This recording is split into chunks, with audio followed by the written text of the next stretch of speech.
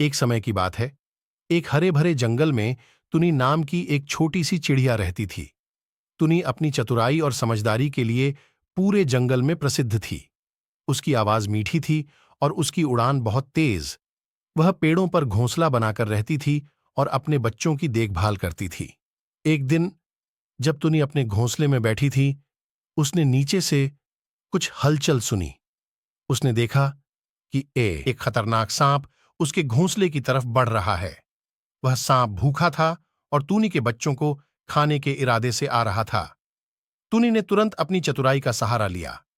वह घोंसले से उड़कर थोड़ी दूर जाकर बैठ गई और चहचहाने लगी। उसने अपनी मधुर आवाज में गाना गाया, जिससे सांप का ध्यान उसकी ओर खींचा। सांप ने टूनी की ओर देखा और सोचा, अगर मैं इस चिड़िया को पकड़ लूं तो मुझे भरपेट खाना मिल जाएगा।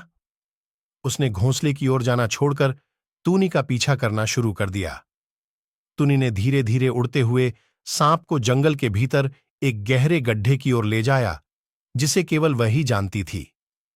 गड्ढे के पास पहुंचकर टूनी एक ऊंचे पेड़ की शाखा पर बैठ गई और सांप को नीचे की ओर उकसाने लगी।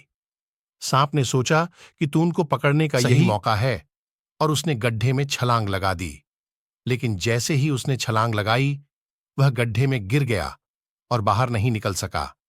टुनी ने अपनी चालाकी से सांप को गड्ढे में फंसा दिया था। टुनी ने राहत की सांस ली और अपने घोंसले की ओर लौट गई। उसने अपने बच्चों को सुरक्षित पाया और खुशी खुशी उनके साथ समय बिताने लगी।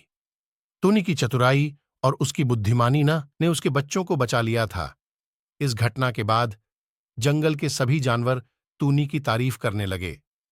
सभी जानवरों ने समझ लिया कि छोटी सी टूनी चिड़िया अपनी समझदारी और चतुराई से बड़े खतरों से भी निपट सकती है।